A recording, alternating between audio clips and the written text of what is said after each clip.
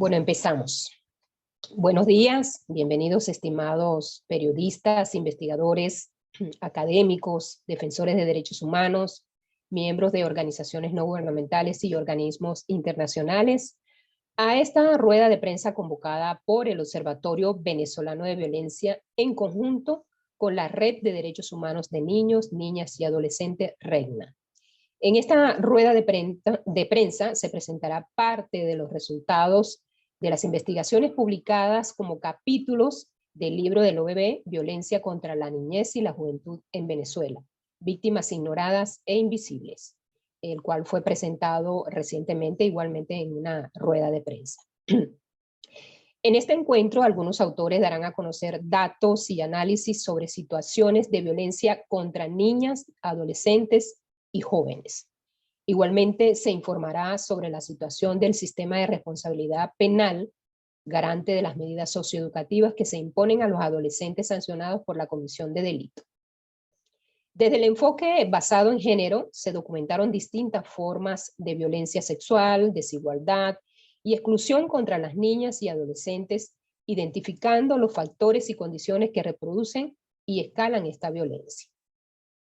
Por último, nuestros ponentes hablarán sobre la propuesta de aprobación de una política nacional de prevención que brinde la protección inmediata y especializada de niños, niñas y adolescentes que han sido y están siendo víctimas de violencia. En esta oportunidad contaremos con la participación del profesor Roberto Briceño León, director del Laboratorio de Ciencias Sociales LACSO, y del Observatorio Venezolano de Violencia. Igualmente estará participando la profesora Ángela Gil, investigadora de REGNA, Carla Zambrano, secretaria adjunta de REGNA, y finalmente contaremos con la presentación de la profesora Gloria Perdomo, coordinadora nacional del Observatorio Venezolano de Violencia. A quienes nos acompañan, periodistas, organizaciones, les informamos que las preguntas e intervenciones se podrán hacer a través del chat o al final de las intervenciones. Damos inicio así entonces a la actividad con la primera intervención, la cual estará a cargo del profesor Roberto Briceño León. Él es sociólogo, doctor en ciencias sociales, profesor de la Universidad Central de Venezuela y de la Universidad Federal del Ceará en Brasil, director del Laboratorio de Ciencias Sociales LACSO y también director del Observatorio Venezolano de Violencia. Adelante, profesor. Muchas gracias, Nilsa. Muchos saludos para todos. Gracias por acompañarnos en esta mañana. Mi presentación el día de hoy versará sobre lo que son los jóvenes víctimas y victimarios.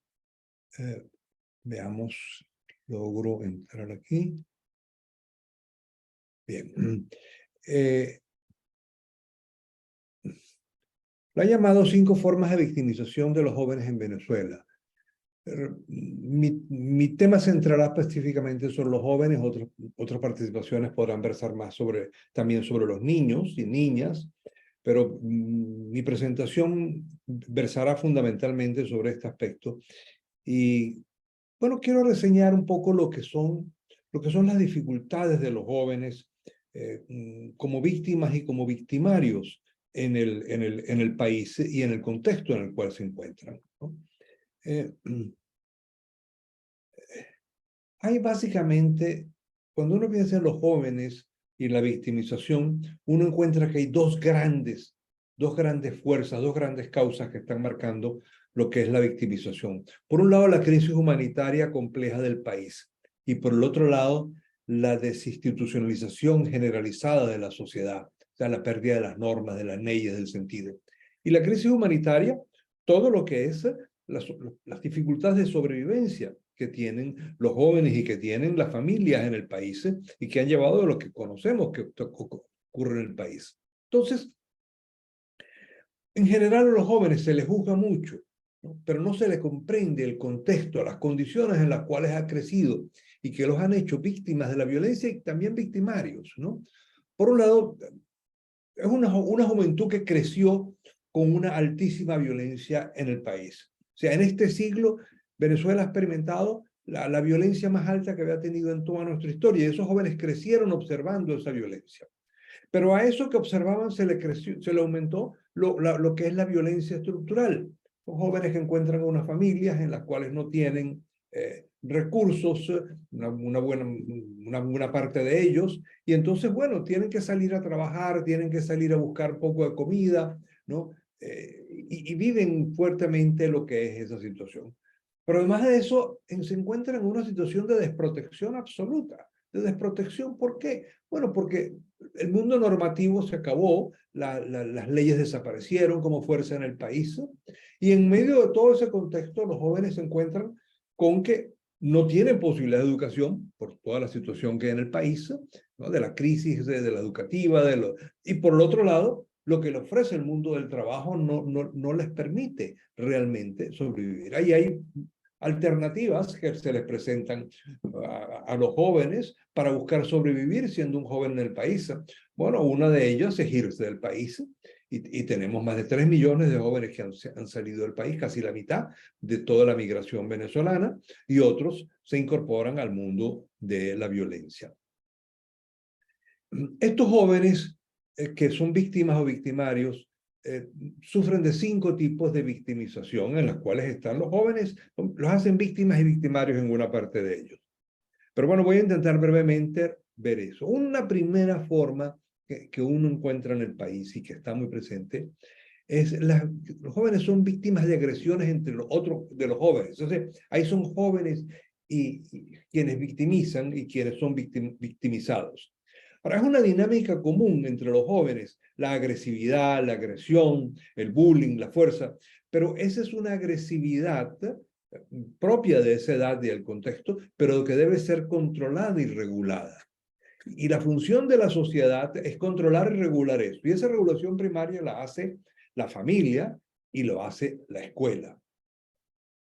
Son los encargados de hacer eso. Cuando la familia no existe, cuando son niños dejados, jóvenes dejados atrás porque se han ido, porque están solos, porque los padres no existen o no existen efectivamente desde un punto de vista normativo, cuando la escuela deja de cumplir esa función, pues entonces se entra en una situación en la cual el joven puede pasar al acto violento y se da el pasaje al acto violento de una manera muy normal, lo digo muy común, ¿no? En la cual, bueno, sencillamente es la agresión que se pueden encontrar entre los jóvenes.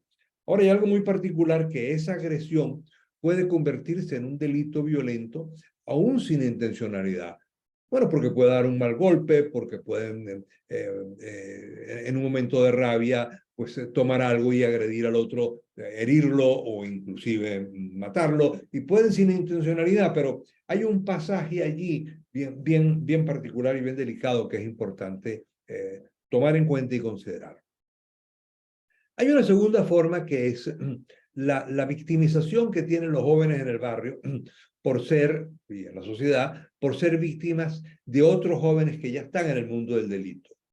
Entonces, el joven crece, el niño crece en un contexto en el cual tiene que buscar sobrevivir, y en ese contexto ligado a grupos de pandillas, a bandas, a violencia, ha tenido 2 alternativas. O una se somete a la pandilla, se somete, les presta servicios o acepta ser un chigüire, ¿no?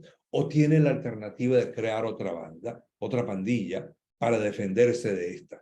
Y esa es la dinámica que hemos visto que ha ocurrido en el país por años y a inicio de la década mucho más. Bueno, porque no tiene protección, porque quien debiera protegerlo, que es el Estado, no lo protege, y entonces pasa a defenderse por sí mismo o tiene que someterse. Una tercera forma de victimización es aquella que sufren los jóvenes, llamémoslos sanos, por la policía. Es muy particular porque en la actualidad esta actuación de la policía afecta a todos los sectores sociales. Los roban, los extorsionan, y de alguna manera el único delito que cumplen muchos de estos jóvenes es tener la cara de joven, y eso ya los hace potencialmente víctimas por parte de los policías. Simplemente, y esto, hay una denuncia que recientemente, en esta semana, hizo un medio de comunicación, Armando Info, sobre cómo los jóvenes clase media les sembraban droga para llevarlos a un lugar determinado, al helicóptero, y ahí extorsionarlos y cobrarlos. Bueno, eso históricamente lo han vivido siempre los pobres con bueno, con una solicitud de montos distintas, ¿no? Pero igual, y ellos, los jóvenes, no tenían ni defensa ni argumentos, simplemente aceptaban, eran pobres y se dejaban robar por los policías porque no tenían otra manera de defenderse. Los jóvenes clase media, había un poco de temor allí porque el policía tenía un temor de pisar un callo, entonces se cuidaba de no hacerlo. Pero bueno, eso ha desaparecido, por eso encontramos actualmente, ¿no?, en el proceso de institucionalización del país, que hay ese creciente incluso para la clase media. En cuarto lugar, la victimización del joven delincuente por el policía individual, ¿no? Eso tiene dos formas muy globales, generales, hay muchos detalles, pero no. Una primera es la victimización del joven delincuente por el ejercicio arbitrario de la ley del policía. Este joven sabe que no tiene protección, sabe que siempre será sospechoso de haber hecho algo malo, y entonces, bueno, el policía lo agrede, lo hiere, incluso puede llegar a matarlo, y sencillamente no pasa nada. Incluso en muchos de estos momentos, el policía busca resolver conflictos personales a través de esa vía, y a través de decir, bueno, este era un delincuente y puedo hacer cualquier cosa. Había una segunda forma muy perversa, que es por la cual los policías victimizan a los jóvenes delincuentes, ¿no?, de dos maneras. Uno, los extorsionan, y eso ocurre mucho con los vendedores de droga o con que están en algún delito, que simplemente les cobran y les hacen vender una parte de la venta de droga o una parte de los robos, una parte de la extorsión que esos jóvenes realizan, se las tienen que pagar a ellos, o los utilizan para realizar el trabajo sucio. Trabajo sucio de múltiples maneras, los ponen a realizar ellos la extorsión y tienen que dársela a los policías, o incluso a cometer delitos mayores, incluso homicidios en los cuales los obligan y son para beneficio de estos propios policías. Ahora, esta es una victimización por el delincuente como policía individual. Hay una victimización distinta por los cuerpos policiales que se corresponden a una política de Estado. Al contrario de lo anterior, no son decisiones de policías individuales, sino que en este caso reciben órdenes superiores. Las OLP y los operativos de la FAE fueron una demostración clarísima de eso, cómo se concentraban en los jóvenes y se los llevaban en momentos detenidos simplemente por el ser jóvenes, inclusive cuando las policías tenían que cumplir unas cuotas. Llevaban una cantidad de jóvenes por, bueno, simplemente el hecho de los jóvenes. Bueno, esto llevó a una victimización muy fuerte. Entre 2016 y 2019 murieron 23.000 personas por haberse resistido a la autoridad, ¿no? Y la gran mayoría de ellos fueron jóvenes, ¿no? Eso eran 16 cada día, ¿no? Ahora, cuando hicimos ese cálculo en el observatorio, observamos, bueno, que en el enfrentamiento la probabilidad de morir de un joven era 110 veces mayor que la de un policía. Esto se convirtió en una política de Estado, y cuando uno ve lo que realmente ocurre allí, son lo que hemos llamado unas muertes preventivas, donde al joven se le juzga, se le condena, e incluso se le asesina por lo que pudiera hacer en el futuro, no por lo que efectivamente han hecho. Es decir, es una prevención por parte de la policía, una suerte también de limpieza social, pero en este caso por parte del Estado. Bueno, lo que uno pueda concluir, lo que puedo decir es que esto tiene daños individuales que son fácilmente posibles de leer en todo lo que está expuesto. Pero además hay unos daños sociales muy fuertes que afectan a todo el país. Pues en este contexto, la policía, que debe representar el bien y la ley, se convirtió en el símbolo del mal y en los delincuentes. Cuando los policías son delincuentes, el daño que se hace es mucho mayor cuando un joven cualquiera es delincuente. Y lo que uno puede observar en todo esto es que el Estado, en lugar de proteger, lo que hace es actuar fuera de su propia ley, de las leyes del país, de la República, de la Constitución, ¿no?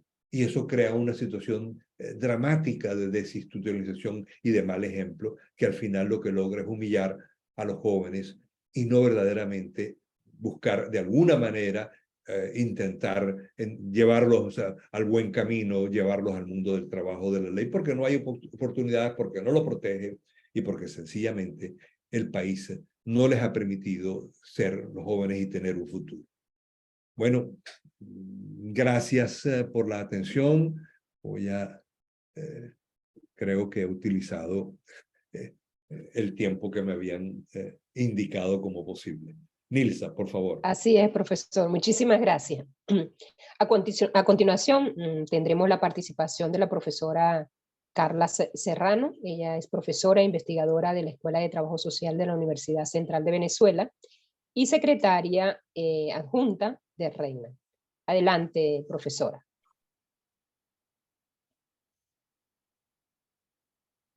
Si quieres, Eva o Nilsa me apoyan con eso y disculpen. Bueno, mientras tanto agradezco a las personas que están conectadas.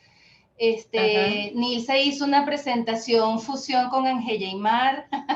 Yo no soy trabajadora social, me gustaría, yo estudié sociología, trabajo acá en el Instituto de Investigaciones Jurídicas desde el año 1997 y me dedico a la línea de investigación de derechos de niños, niñas y adolescentes. Y a la vez formo parte de REDNA, así que me siento bien acompañada por varias, de los participantes, varios redneros. Y en las expositoras también, porque Gloria, Angelimar y yo hacemos vida en ese espacio. Cuando apenas se dé a compartir la pantalla, empiezo a hablar, pero no lo veo. Yo puedo ayudar si quieres. Un momento. Sí, un segundito, ya la voy a compartir. En todo caso, la presentación que hizo el profesor Roberto Briceño es perfecto porque permite enlazar con lo que es mi presentación. Yo agradezco al observatorio la invitación que nos extendieron para escribir este capítulo en el libro, y yo lo hago sobre todo desde mi alma de activista, porque definitivamente los adolescentes en conflicto con la ley penal suelen tener muy mala prensa.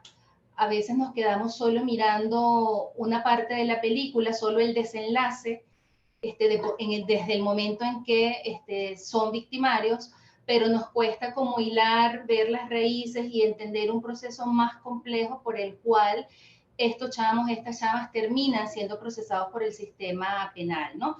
Entonces, en el imaginario siempre sigue estando como muy presente la perspectiva de los adolescentes como sujetos amenaza, ¿no? Y entonces desde allí es que justamente un poco a contracorriente uno escribe, investiga y hace algún tipo de actividad para que completemos esta mirada, ¿no? Entonces, bueno, ahora sí voy a empezar con el cronómetro y usar la presentación. Fíjense que el título del capítulo que yo escribí se llama Tensión entre reeducación y militarismo en la atención a los adolescentes en conflicto con la ley penal en Venezuela, y esto obedece a los dos modelos que están imperantes en la atención, pero eso ya lo vamos a ver. Por favor, avancemos. Fíjense que para nada nos sorprende que sea tan difícil tener acceso a datos, ¿no? En el país en general y para cualquier tema. Los adolescentes en conflicto con la ley penal no son la excepción. Alrededor de ellos hay un hermetismo oficial muy, muy importante y suele ser muy difícil tener acceso a data nacional consolidada en donde sepamos cuántos son, qué medidas están cumpliendo, qué tipos de intervenciones reciben. Entonces, según una información a la que yo logré tener acceso en el año 2018, fíjense que no estamos hablando de una población muy grande, son apenas 8.000, redondeemos a 8.000 adolescentes judicializados por el sistema penal adolescente, y de ese total apenas un 14% es el que recibe medidas privativas de libertad, ¿no? O sea, estamos hablando de 1.168 adolescentes aproximadamente. Entonces, bueno, es una población que realmente podría ser manejable si hubiesen las políticas y si hubiese la actuación y la intervención técnica y profesional adecuada alrededor de ellos. Avancemos. Entonces, bueno, un poco por eso se agradecen tanto los esfuerzos de la academia, de organizaciones de la sociedad civil, por tratar de tener información, ¿no?, sobre esta población. Como lo dijo y lo describió perfectamente el profesor Roberto Briceño, el contexto de la Venezuela actual, y quizás de hace ya, en el último lustro ha sido muy fuerte, es extremadamente adverso para la garantía de derechos de niños, niñas y adolescentes. También es muy adverso en cuanto a la administración de la justicia en general. Como lo dijo el profe, nosotros lo que venimos observando son fenómenos de doble exclusión, porque tenemos una importante cantidad, fíjense, según la ENJUVE del 2021, alrededor de 821.000 adolescentes entre 15 y 19 años de edad que no estudian, que no trabajan. Obviamente esta pérdida de oportunidades para ellos son frecuentes y recurrentemente denunciadas por especialistas en materia de niños. Es una clarísima superposición entre víctimas y victimarios, porque para nosotros desde el punto de vista de la doctrina de la protección integral lo tenemos claro. Si el sistema de protección falla y no se le garantizan todos los derechos a todos los niños, eso simplemente se convierte en factores de riesgo y aumenta las probabilidades de que algunos adolescentes terminen siendo procesados por el sistema penal. Y bueno, sobre la administración de justicia en Venezuela, sabemos incluso que la cosa se ha complicado tanto que tenemos activos mecanismos a nivel de Naciones Unidas, la Misión Internacional de Determinación de los Hechos, el Alto Comisionado, y todos ellos hace ya varios años han estado publicando distintos informes en donde dan señales, donde hay indicadores claros de la gravedad de la administración de la justicia en Venezuela, porque hay un fenómeno de politización de la justicia. Entonces, eso lo hace muy grave y lamentándolo mucho eso, ha permeado, se ha colado hacia los adolescentes en conflicto con la ley penal. La siguiente diapositiva corresponde con el llamado que hacemos nosotros a que exista de verdad, que se institucionalice de verdad una justicia especializada. La LOBNA existe, está vigente desde el año 2000, han pasado 23 años, pero bueno, se siguen notando desafíos que están allí, que se mantienen en el tiempo. Nosotros no sabemos, no se maneja información sobre la selección, capacitación, sensibilización y supervisión del personal que atiende de manera profesional a estos adolescentes, y eso es importantísimo. No se ha hecho una evaluación técnica ni para el momento en que se hizo la reforma del título quinto de la LOBNA en el 2015, ni las secuelas que ha tenido esa reforma, porque en esa reforma nosotros, contrariando la doctrina de la protección integral, pero bueno, muy a tono con distintos países de la región, incrementamos la lógica punitiva, aumentamos los años de privación de libertad que pasaron de 5 a 10 años, aumentamos el catálogo de delitos, incorporamos el terrorismo, etcétera, etcétera, etcétera. Entonces, los consejos comunales se les dieron atribuciones para supervisar el cumplimiento de medidas no privativas de libertad, y sobre todas esas decisiones que se tomaron en ese momento, ya han pasado 6 años, nosotros no tenemos datos sobre una evaluación técnica de lo que implica. Y lo que les decía al principio, en una publicación de la Defensoría del Pueblo del año 2016, se menciona que clarísimamente en el país tenemos dos modelos administrativos que son los que atienden las medidas privativas de libertad para adolescentes. Un modelo que se crea a partir del 2011, centralizado, un enfoque centralizado en el Ministerio del Poder Popular para los Servicios Penitenciarios, y ahí hay 16 estados del país, según esa información de la Defensoría, que tienen este enfoque, y hay 8 estados, en 8 estados del país, institutos o direcciones dependientes de la gobernación de manera descentralizada son los que atienden a estos adolescentes. Nosotros desde esa fecha advertimos los peligros de la pérdida de la especialización, porque el Ministerio del Servicio Penitenciario, que está dirigido para los adultos y para la justicia ordinaria y para las penas, ha llevado, ha terminado implementando en los adolescentes en conflicto con la ley penal el llamado nuevo régimen penitenciario, que aspira a la construcción de un hombre nuevo, y nosotros advertimos que eso era extremadamente peligroso, porque responde más a una ideología política partidista que a los propósitos socioeducativos que deberían reinar en una justicia especializada.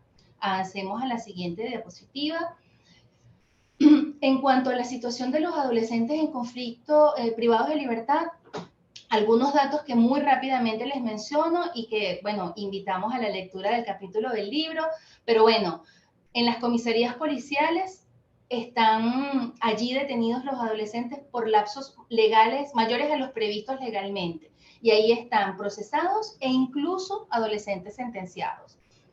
En el enfoque centralizado del Ministerio del Poder Popular para Servicios Penitenciarios, hemos encontrado en investigaciones que hemos hecho, aplican el llamado régimen disciplinario del orden cerrado de inspiración militar, lo cual contraría completamente la doctrina de la protección integral.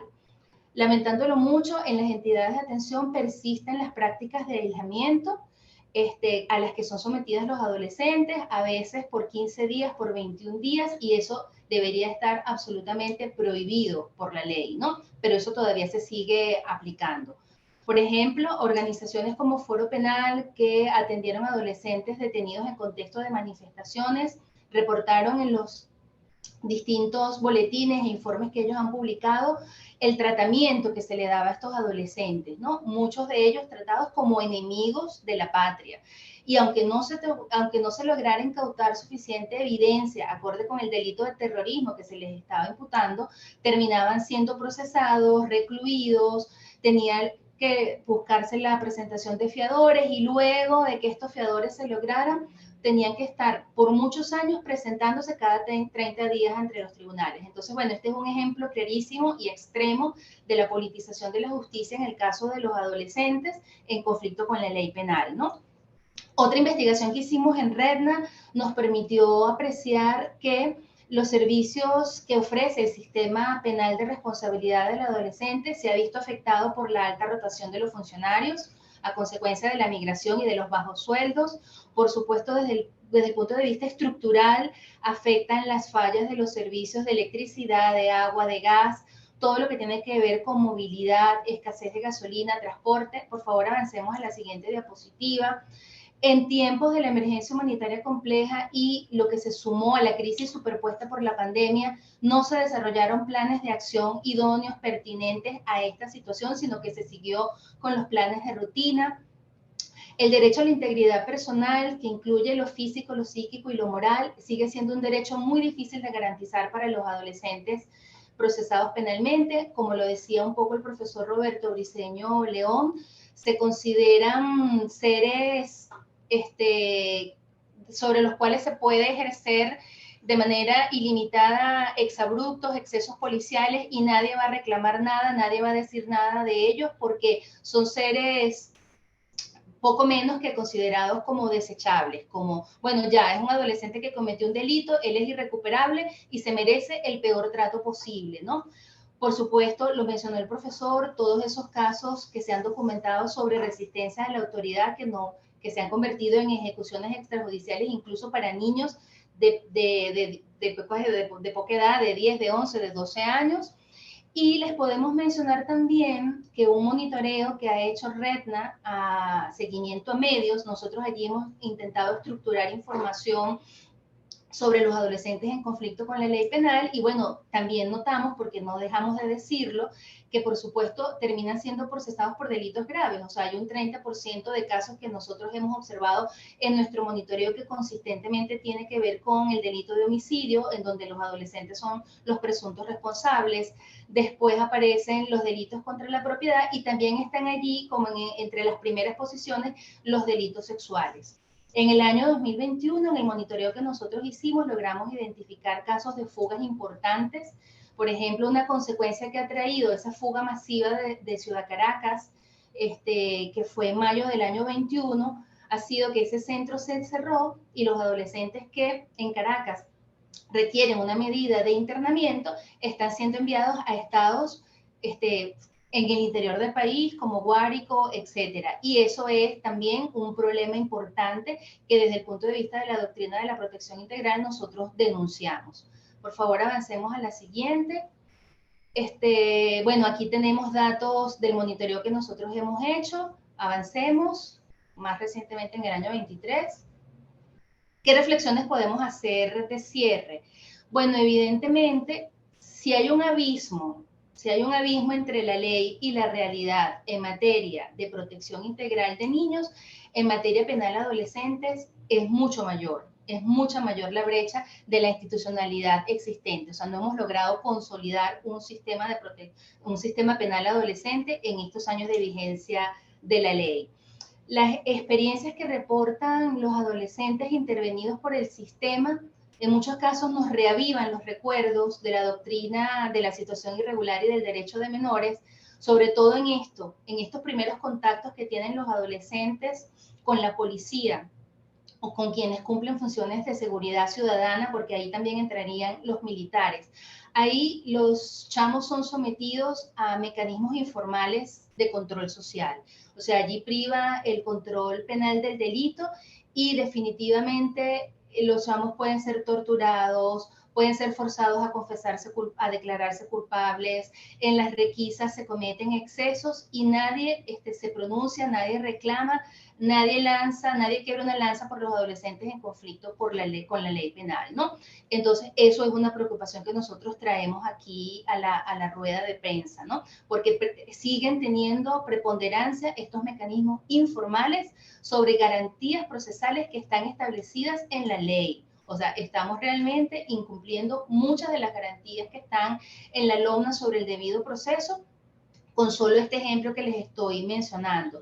Por supuesto, esto nos lleva a decir que es urgente garantizar la idoneidad, la calificación profesional de los funcionarios que trabajan con niños, niños y adolescentes. O sea, yo puedo recordar que por allá en el año 2011, 2012, nosotros trabajamos en una resolución sobre cómo debe ser la actuación policial con niños y esa resolución, por supuesto, quedó en un ejercicio académico interesante, pero que en la práctica no se ha materializado su implementación ni su cumplimiento. Pasemos por favor a la siguiente diapositiva.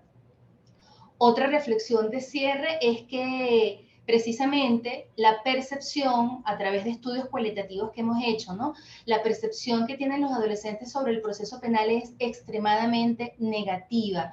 O sea, lo consideran como una secuencia donde primero van a los calabozos policiales, donde van a recibir tortura, maltrato, tratos crueles y humillantes y degradantes.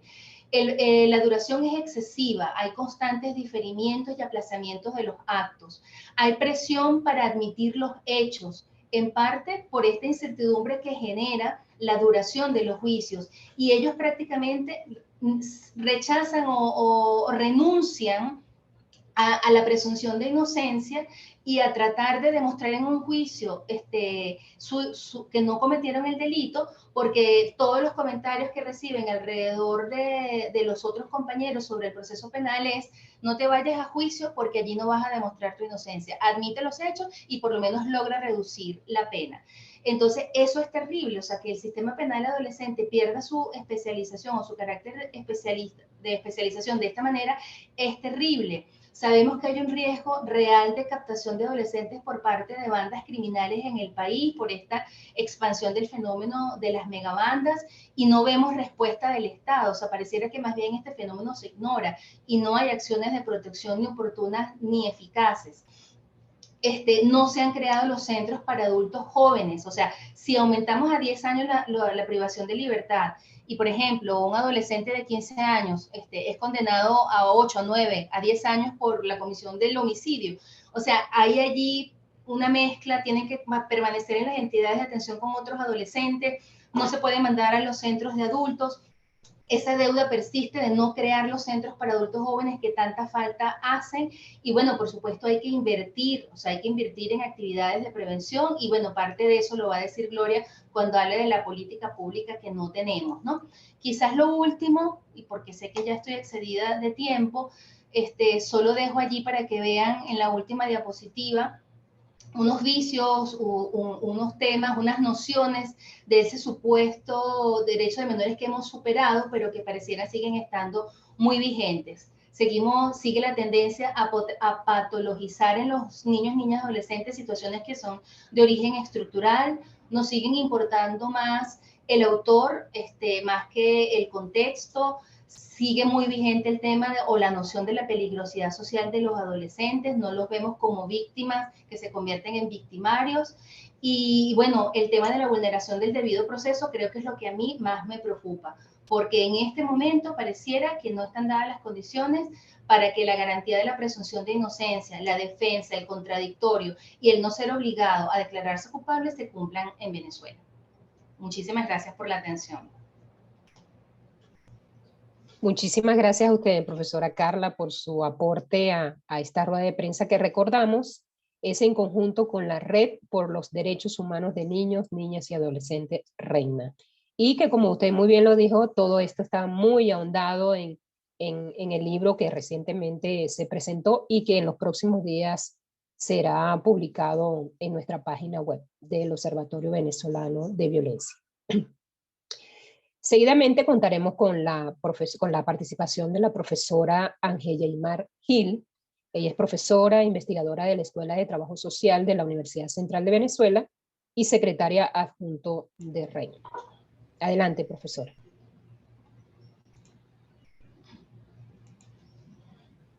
Hola, buenos días, muchas gracias. Bueno, primero que nada, también gracias a quienes hicieron posible este trabajo, esta compilación de capítulos que describen la situación de violencia contra la niñez y la juventud en Venezuela, ¿no? En mi caso, yo soy integrante de la REDNA como defensora, soy de la Escuela de Trabajo Social y investigadora de la REDNA. Carlita es la que era secretaria de la red. Bueno, nada, me corresponde presentar el capítulo que tuve la oportunidad de trabajar para esta publicación, que lo llamamos Las niñas y las adolescentes venezolanas, víctimas más ignoradas de la violencia basada en género en Venezuela. Y la idea era poder incluir en esa descripción de la realidad de Venezuela cómo la violencia basada en género afecta a las niñas y a las adolescentes, un poco para comprender que no es una violencia que está restringida a las relaciones de pareja o a la vida adulta de la mujer, ¿no? Sino que se da en toda la línea de vida de las mujeres, desde la niñez hasta la vejez. Entonces, bueno, vamos a ver aquí. Ok. Lo primero, bueno, un poco saber que la violencia la estamos entendiendo como un acto que se sustenta en el abuso de poder, que se da por desequilibrio y que se establece socialmente, que lo establece la sociedad, que son atribuciones sociales, ¿no? A las personas por determinadas características que los diferencian. En particular, para este trabajo nos centramos en las diferencias por edad, en una sociedad que es adultocéntrica, y también por las diferencias de roles y estereotipos de género, ¿no? Lo que es asignado socialmente a los hombres, lo que es asignado socialmente a las mujeres y cuáles deben ser esos comportamientos, ¿no? Que la sociedad espera. Pero bueno, toda esta violencia de la que vamos a hablar se constituye en una violación de derechos humanos que tiene consecuencias negativas en el bienestar y la salud física y mental de las mujeres, los niños, niñas y los y las adolescentes, afectando su integración y desarrollo social.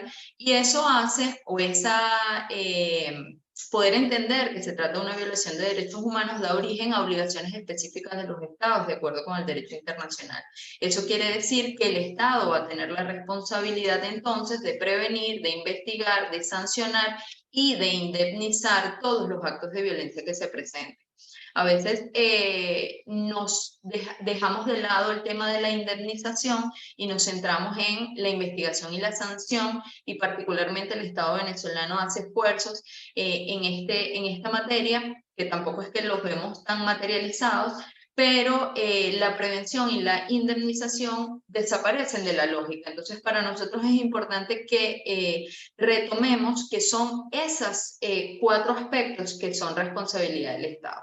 Además de eso, bueno, entender que la violencia tiene distintas manifestaciones y también distintos niveles o formas de verla, ¿no? La primera, que es la violencia directa, que es esa que nos eriza la piel, que nos saca de nuestra estabilidad emocional por lo cruenta y por lo grave que es, que particularmente está dirigida a niñas y adolescentes cuando hablamos de violencia sexual y basada en género, pero que, como vamos a ver en las estadísticas, también los niños y los adolescentes terminan siendo víctimas de situaciones de violencia sexual. Y hay otra que queda como escondida, que es menos visible, que tiene que ver con la violencia cultural y estructural, y que particularmente también la vemos en términos de violencia basada en género en los hijos e hijas de las mujeres o familiares de las mujeres que son víctimas de violencia basada en género, y que esa violencia, presenciar esa violencia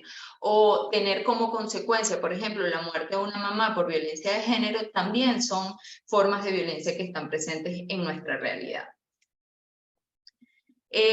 Como ya han explicado tanto Carlos como el profesor Briceño, pues ubicarnos en el contexto y en cuáles son esos aportes que el contexto da para que la violencia se haga presente y para que haya un nivel de vulnerabilidad mayor en los niños, niñas y adolescentes es fundamental. Entonces, en Venezuela tenemos crisis, tenemos conflictos sociales que son factores de riesgo para la prevalencia de la violencia. La violencia sexual y basada en género debe prender alarma, sí, por el escalamiento de la violencia, pero aún más por la omisión y las fallas institucionales para identificar y atender adecuadamente estas situaciones. Ya lo han dicho los dos compañeros anteriores, el tema de la desinstitucionalización del Estado venezolano y de la posibilidad real de dar respuesta a las situaciones que se presentan. La violencia hacia los niños, niñas y adolescentes incluye, en general, aspectos estructurales, culturales e interpersonales que se interrelacionan. Unas van a ir dando origen a otras y se convierten en un ciclo muy doloroso y en muchos casos llega a ser mortal, ¿no? Entonces en Venezuela tenemos pobreza, tenemos hambre, migración, aparición de epidemias, tenemos una situación de corrupción de todas las instituciones del Estado que hacen que la gente no crea en la posibilidad del acceso a la justicia, que no acuda a las instituciones, y todo eso termina siendo también un caldo de cultivo para que aparezcan el resto de violencias, ¿no? Estas como violencias estructurales y las otras, en este caso en particular, violencia sexual y basada en género. Luego, el trabajo que presentamos en este libro tiene pues toda una investigación sobre la realidad de la violencia sexual y basada en género. Encontramos algunos datos que son estos que mostramos acá. Como en todas las áreas, en términos de estadísticas, Venezuela tiene mucha opacidad informativa, no encontramos datos oficiales. En el caso de abuso sexual para el año 2020, el Ministerio Público en una rueda de prensa informaba que había atendido 8.966 situaciones de abuso sexual.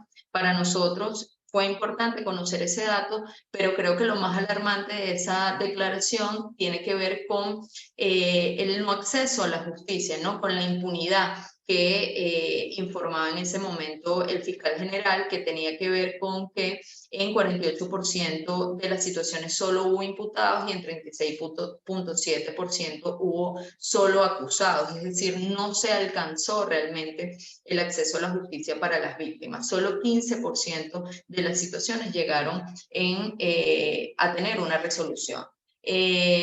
En otra área, la Fundación Habla, que trabaja en la investigación específica del abuso sexual y la prevención, para 2018 planteaba que el 80% de las víctimas son niñas y adolescentes mujeres, que el 20% son niños y adolescentes hombres.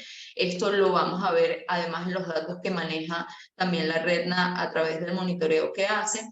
Que 46% de los victimarios son del núcleo familiar.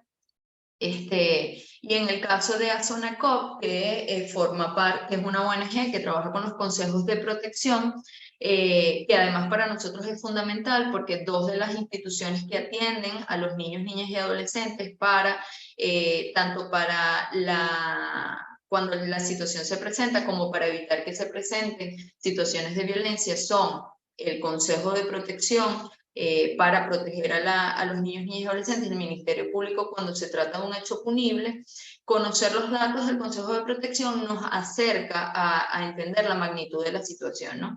Estos son boletines que presentó Zonacop en el año 2020 y 2021 y vemos el incremento.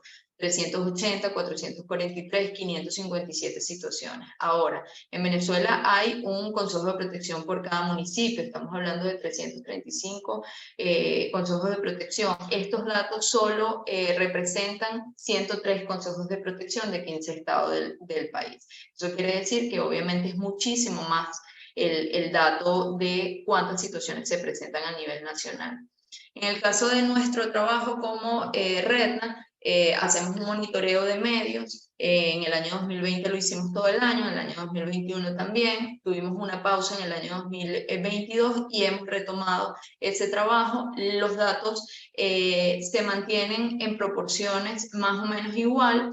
Nosotros sí nos alarma que todos los meses nos encontramos muchísimas situaciones reportadas en medios de comunicación de abuso sexual. Y bueno, como datos relevantes en relación con el grupo etario de quienes son los principales víctimas. Encontramos a los niños y a las niñas de 5 a 11 años, es decir, a los niños y niñas en edad escolar. En relación con las diferencias entre niños y niñas, las niñas van a ser las principales víctimas, niñas y adolescentes mujeres, en 64.9%. No dejan de aparecer los niños y los adolescentes como víctimas de abusos sexuales, y muy importante para retomar en este espacio donde estamos compartiendo con periodistas, 16% de los datos que hemos recogido no cuentan con la información desagregada de edad, sexo o género de quienes resultan víctimas de esas situaciones, y para nosotros eso es fundamental para poder obtener una información más desagregada en la investigación social que hacemos. Esos datos son fundamentales. En relación con quienes violentan a los niños, niñas y adolescentes, encontramos que 52% están en el ámbito familiar para el año 2020, que 41% son personas desconocidas o del ámbito comunitario, vecinos, y 5.6% son docentes o líderes religiosos. Particularmente en el año 2021 encontramos una diferencia. Culturalmente, cuando hablamos de abuso sexual, decimos sí, el principal espacio donde se presentan los abusos sexuales son en la familia, porque es donde la gente tiene como más cercanía y se ejerce más fácilmente ese poder adulto para engañar, manipular o abusar de los niños, niñas y adolescentes. Pero en el caso del año 2021 nosotros vimos una modificación en esos datos.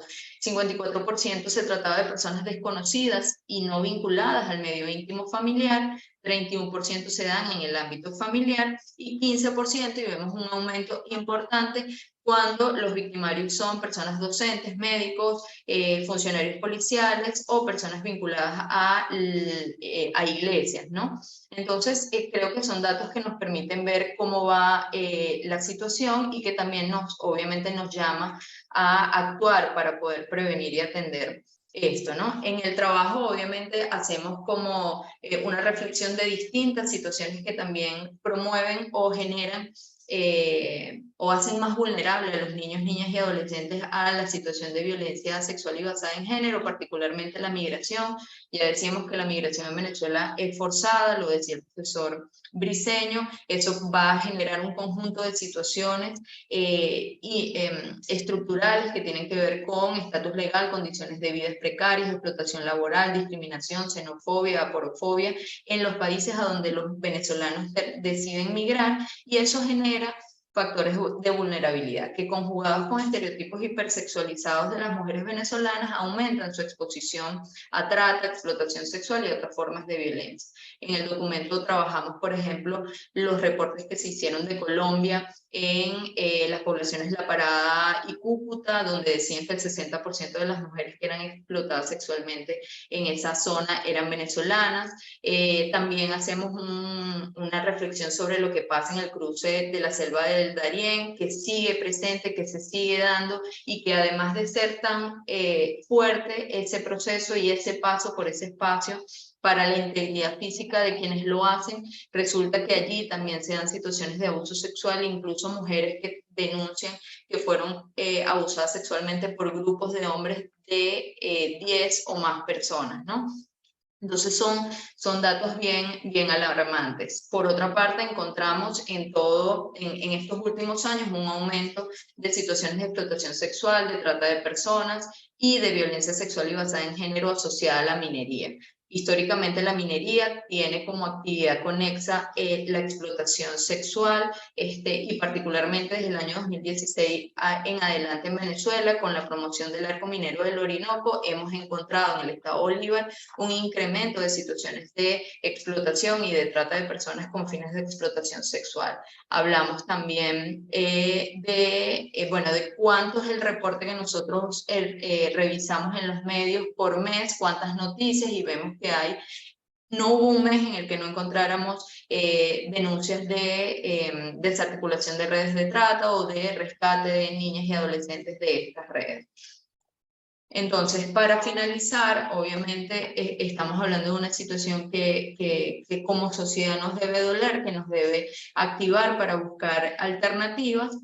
La violencia sexual y basada en género daña profundamente la vida de las víctimas y lamentablemente esa desinstitucionalización que tenemos en el país no ofrece mecanismos de protección, atención y muchísimo menos de reparación. Pero esos son mecanismos que deben existir y que debemos exigir al Estado. El Estado debe enfocarse en la prevención porque nuestro trabajo como sociedad, como Estado, nuestro trabajo de corresponsabilidad con los niños, niñas y adolescentes debe ser prevenir, es decir, que la situación no se presente, no solo la atención de las que se presentan, sino evitar que sucedan porque dañan profundamente sus vidas. Las redes sociales y los medios de comunicación parecen avasallarnos, sentimos que hay muchísimas más situaciones, efectivamente la crisis humanitaria compleja y la desestructuración en las familias hace que obviamente hayan más situaciones de abuso sexual, pero esto nos debe impulsar a la acción y principalmente al Estado y a nosotros a exigírselo al Estado. Se trata de una cultura del sistema patriarcal combinado con otro eje de opresión que es la edad en una sociedad adultocéntrica y estas dos, tanto la cultura patriarcal como el adultocentrismo son construcciones sociales. ¿Eso qué quiere decir? Que la educación es una base para nosotros para poder reconstruir cómo entendemos a la sociedad y cómo nos relacionamos en la sociedad, los niños, niñas y adolescentes con los adultos y las adultas. La educación para una sexualidad integral es un pilar obligatorio si queremos prevenir la violencia sexual y basada en género. El sistema de protección debe ser fortalecido, debe contar con recursos humanos y económicos, con programas y formación constante, está realmente en muy malas condiciones para poder enfrentar todas estas situaciones de violencia. Los organismos públicos deben trabajar de manera colaborativa para evitar la revictimización. Además, en una investigación que hicimos también con Redna, en este caso con organizaciones de la región de Latinoamérica, encontramos en entrevistas con personas que estaban vinculadas al sistema de protección, que sí, que conocen cómo funciona o cómo debe funcionar y quiénes lo integran, pero muy poquitos realmente tenían una relación y habían hecho una alianza para poder atender de manera integral a la infancia en el país.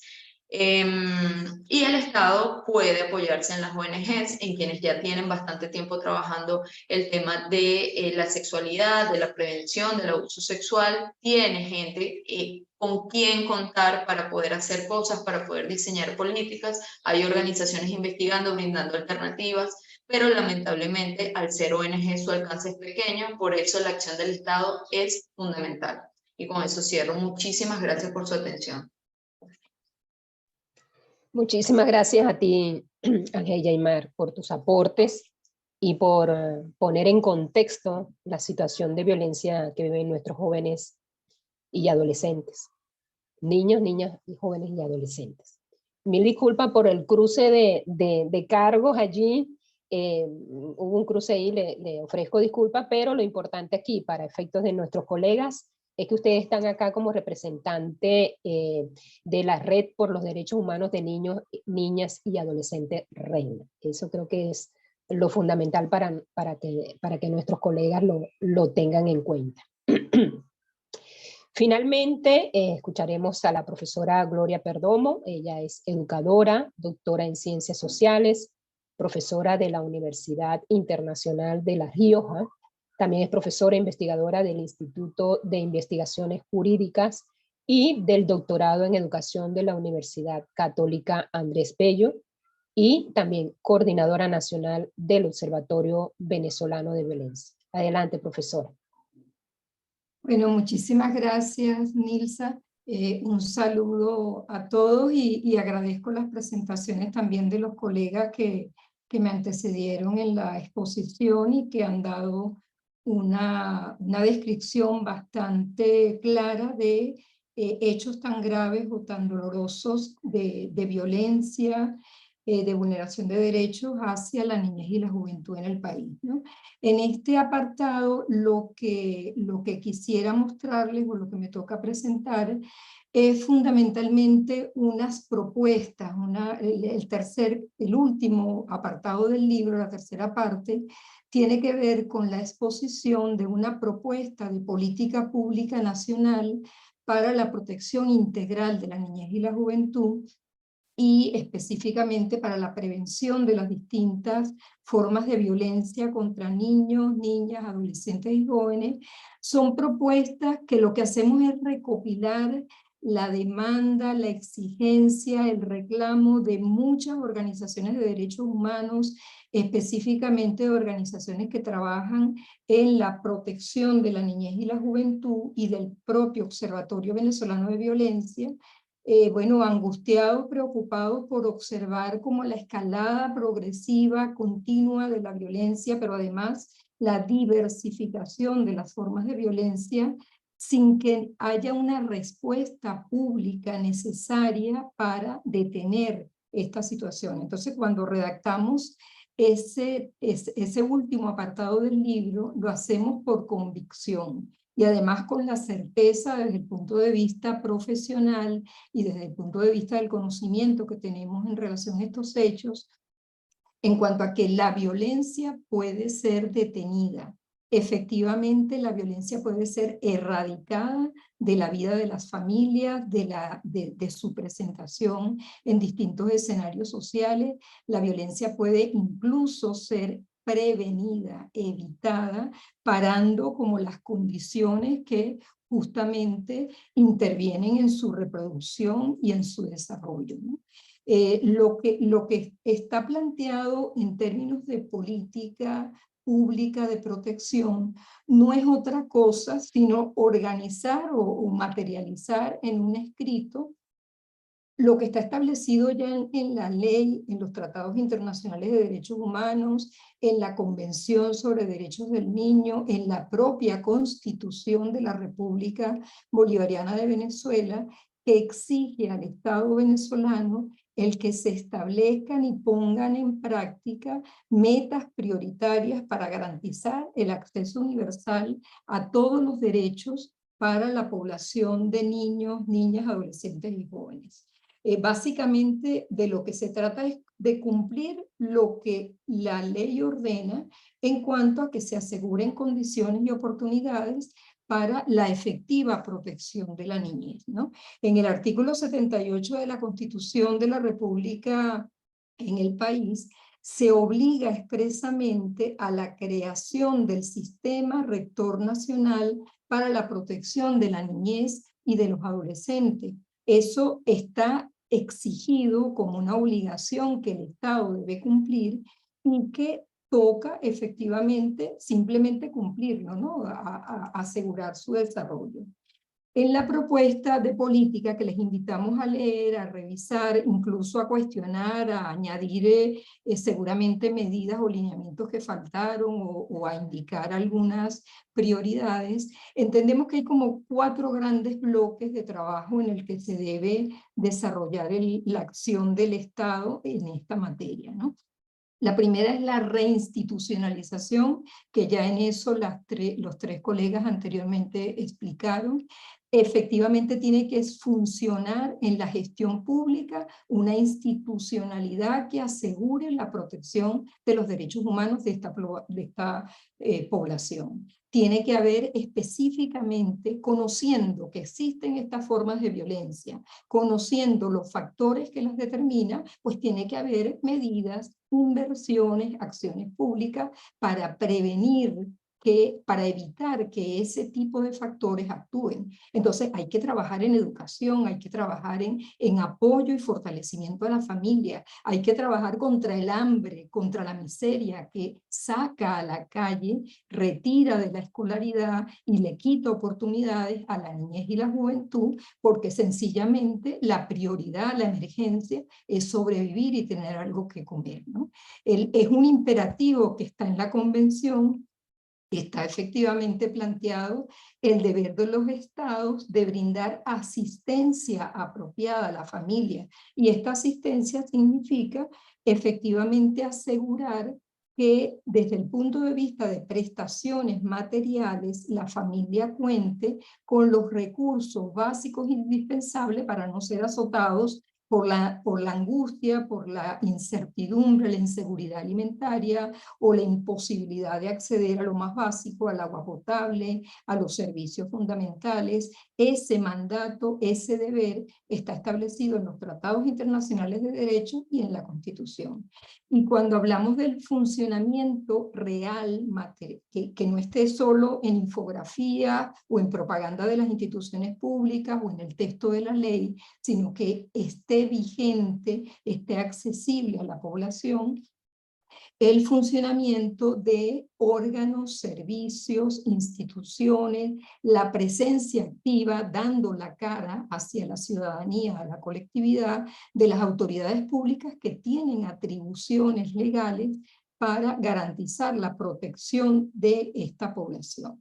Lo que la ley manda a crear es un sistema rector nacional que tiene muy diversos órganos. Cada uno de estos órganos, instituciones, autoridades, tiene funciones distintas, diferenciadas, que deben ser aseguradas para la población. O sea, efectivamente hay una labor, hay un deber de persecución del delito, tiene que haber una función de sanción, de persecución, de administración de justicia, para que efectivamente no haya impunidad, pero también, y lo principal, es que tiene que haber protección, que se hace con la víctima, cómo se atiende, cómo se mitigan los daños. Para eso en cada municipio del país debe existir un consejo de protección, deben existir entidades de atención, programas específicos, especializados para atender a las necesidades de esas víctimas, y cada uno de esos programas e instituciones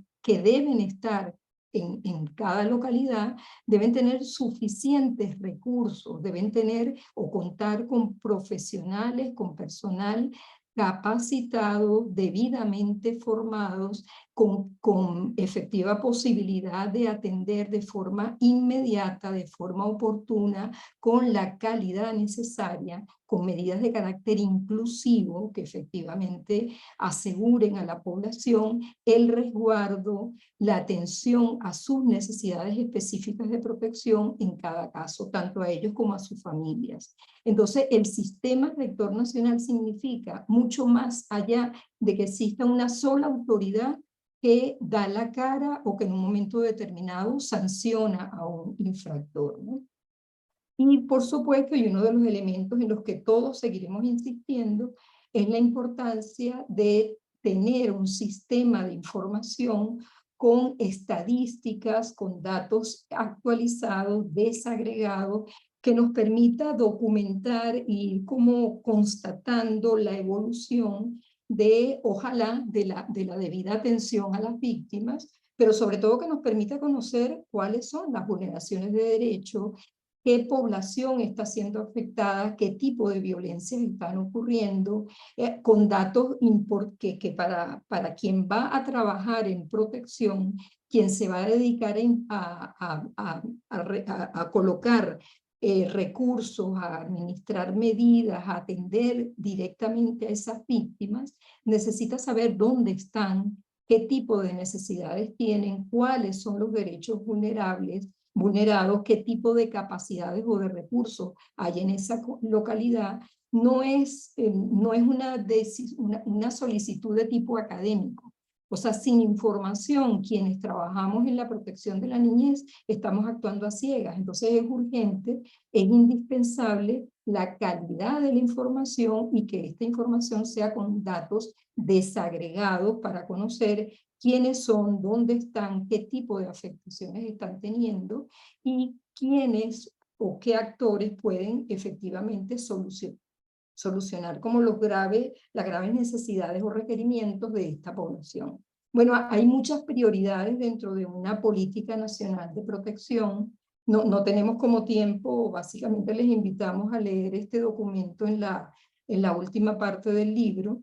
Entre las prioridades, por supuesto, el garantizar lo que más previene, ya lo decía la profesora Ángela Aymara, o sea, lo que más previene es asegurar el cuidado, la atención, la debida protección de la población desde el principio.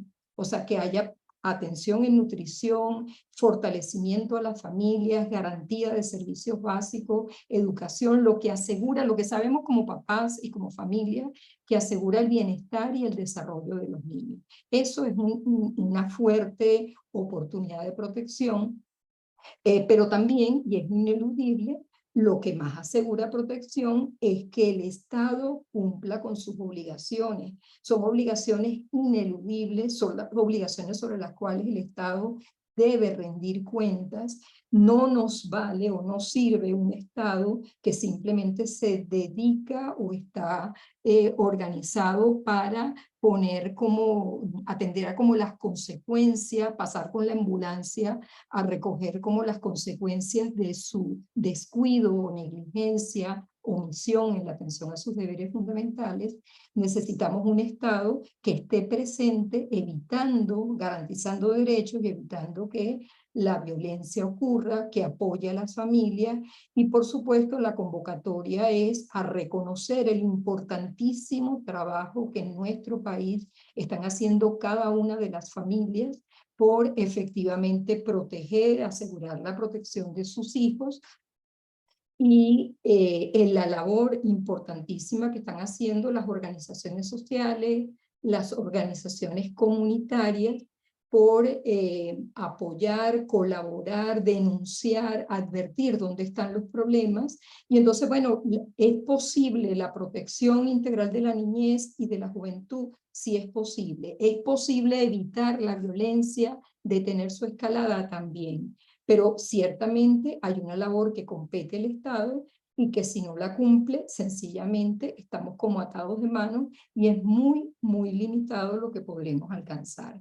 Entonces, bueno, muchas gracias a ustedes y la invitación es a leer el libro y a participar junto a nosotros, a la Red por los Derechos Humanos de la Niñez y la Adolescencia, al Observatorio Venezolano de Violencia, a las organizaciones de derechos humanos, que estamos haciendo un esfuerzo importantísimo por visibilizar las situaciones o documentar los hechos en los que se vulneran derechos de la niñez y la juventud, y por exigir que se restituya y que sean debidamente atendidas las víctimas. Bueno, muchas gracias. Muchísimas gracias a los cuatro ponentes, a Carla y a Angélimar por estar como representante de Reina, y al profesor Roberto y a la profesora Gloria por estar como representantes del Observatorio Venezolano de Violencia. Bueno, a partir de este momento se aceptan preguntas, intervenciones. Yo tengo una pregunta. Siempre me ha llamado la atención, y lo veo desde el punto de vista periodístico, que a raíz de este trabajo con el observatorio, pues he visto que cifras hay por acá, la tiene Reina, es decir, siempre hay un asomo de algo que se está haciendo para levantar información, para levantar datos, que al final los datos son los que hablan si una situación está bien o está mal, o está empeorando en todo caso. Pero los veo así, como pedacitos de investigaciones, ¿no? Y yo no sé si es una percepción mía como periodista, que los datos están como un poco aislados. Muy pocas veces encontramos estas coincidencias de organizaciones que pueden compartir datos, que pueden compartir información. ¿Es así o es una percepción mía solamente? Y si eso en todo caso afecta también de alguna manera a tomar decisiones en políticas públicas. Bueno, Nilsa, lo que quiero decir de entrada, pues dejo después para que... Es que lo que hay que primero entender es que en Venezuela tenemos censura y hemos tenido décadas de censura, más de una década de censura. Entonces ya vamos casi para 2 décadas de censura. Entonces los datos pues están muy limitados. Los datos son los que logran las organizaciones, bueno, digamos con las uñas sacar de una manera para otra, ¿no? Ahora son verdaderamente muy importantes y hay un esfuerzo. El esfuerzo que hemos hecho en el observatorio desde el año 2007, es justamente intentar ofrecer a la sociedad los datos, los mejores datos que son posibles para que se pueda generar políticas públicas por un lado y para que los ciudadanos también sepan cómo está la situación y qué es lo que les puede tocar, ¿no? Entonces, bueno, yo creo que ese es el primer elemento que habría que considerar, pero dejo para que las colegas comenten. No sé si Ángel Guimar quería hablar o... Sí, pero si quieres darle tú, Gloria, y yo intervengo luego. No, lo que quería señalar es que efectivamente información existe de manera, como bien lo señala Nilsa, de manera aislada, sectorial, particular, pero no es el tipo o la calidad de la información que se requiere en materia de protección. La atención a las víctimas, la identificación de dónde están las vulneraciones de derechos, en ningún país es un asunto fácil.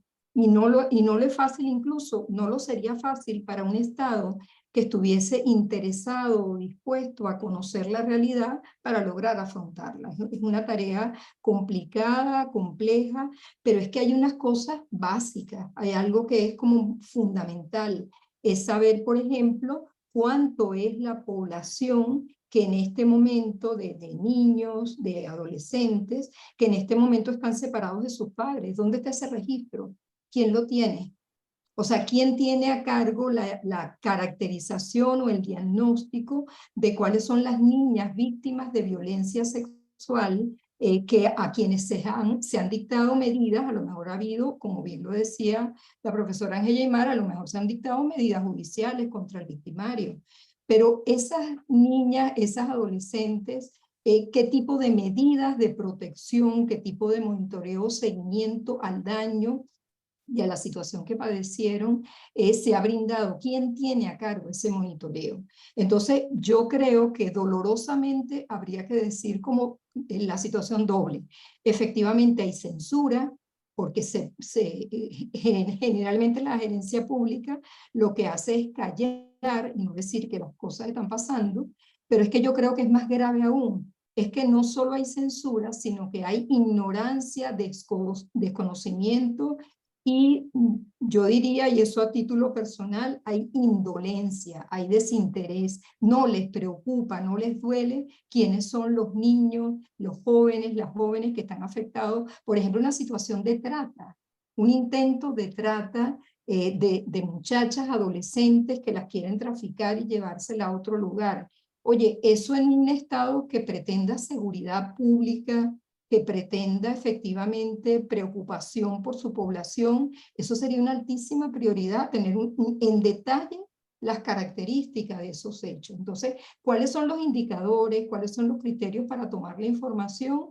Es como difícil de construir, pero uno lo que reclama es que lo básico, lo fundamental, o sea, quiénes son los niños, qué edades tienen, en qué territorio, qué tipo de derecho está vulnerado, no tenemos información al respecto.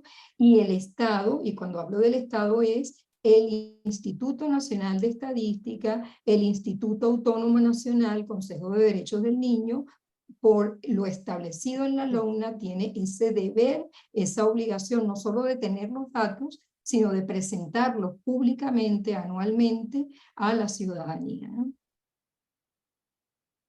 Sí, un poco complementando con lo que dice Gloria, es importante o sea, cuando hablamos de estadística y de datos, estamos hablando también de la necesidad de conocer la realidad para saber cómo atenderla. ¿Qué cosas es lo que realmente es necesario? Entonces, esa política pública de la que nos habló Gloria, que es necesario crear, debe ser creada con base en unos datos, y unos datos que describan nuestra realidad, que no es la misma de Colombia o de otros países, ¿ok? Es nuestra realidad.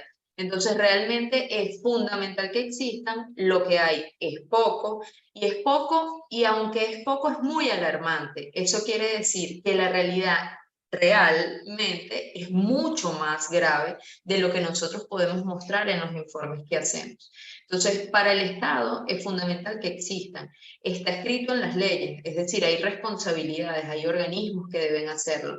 Un poco yo colocaba lo de Azonacop, porque los consejos de protección en cada municipio tienen una responsabilidad también en levantamiento de información, no para tenerlos ellos y para decir, bueno, tengo los datos de mi municipio, no, es para que luego se puedan unir todos y podamos saber cómo está la niñez y cuáles son las situaciones más preponderantes, más graves que se están presentando, de manera que la política pública que van a desarrollar los consejos municipales en esos municipios respondan a esa necesidad.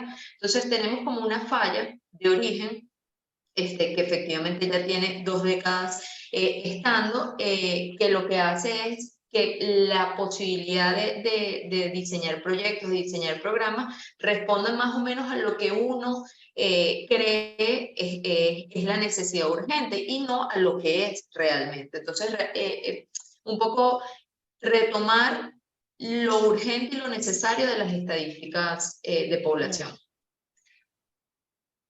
La profesora Carla, ¿quiere agregar algo?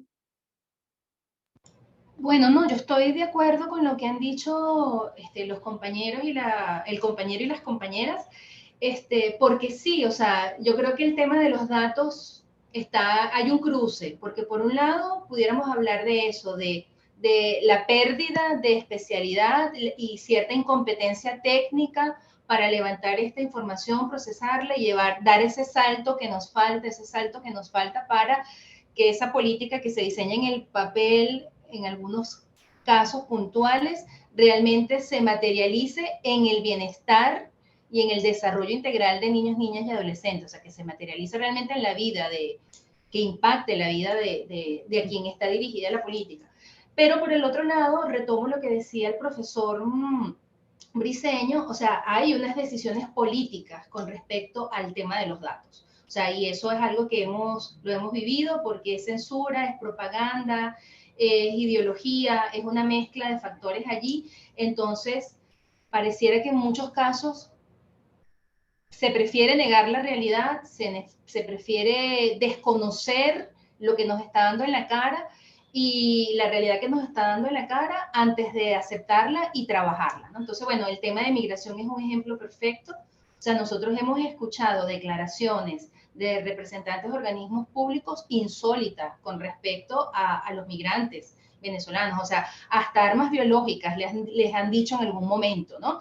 Y entonces que se van porque quieren, porque no les provoca estar aquí, porque se lo están buscando, o sea, son declaraciones que racionalmente no las puedes ni entender, ¿no? Entonces sí, hay como una mezcla de lo técnico y de la pérdida de especialización con estas decisiones que se toman desde lo político que generan esta situación gravísima, pero que al final a todos nos convoca, porque, o sea, con cualquier organismo que se hable, por ejemplo, para UNICEF, o sea, el tema de generación de evidencias es una línea de trabajo fundamental.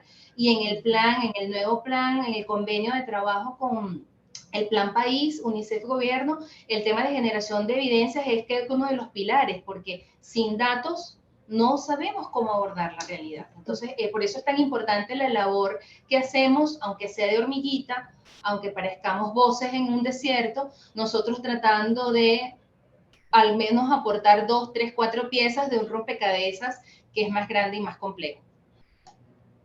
Así es, profe.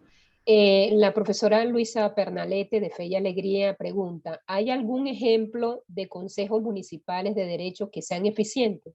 Buenas prácticas para que puedan servir de ejemplo. Harían falta, también hace una acotación allí, harían falta observatorios parciales que pudiéramos hacer las organizaciones sociales. Creo que esto es para la profesora Gloria, si no me equivoco.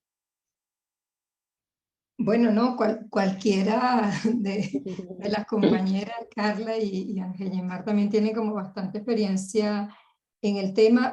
Bueno, y la profesora Luisa también, que estuvo en un Consejo Municipal de Derechos en Bolívar, en Caroní, y estuvo como al frente de esas realidades. O sea, efectivamente ha habido consejos municipales de derecho que han asumido con eficiencia algunas de las tareas que les compete realizar, ¿no? O sea, por decir, algunos consejos municipales de derechos han trabajado elaborando el análisis de situación de los derechos de su localidad, han intentado trabajar, yo por lo menos conozco 2 o 3 de esos consejos municipales de derechos que ante el diagnóstico del análisis de situación han implementado lineamientos de política y han intentado trabajar al respecto.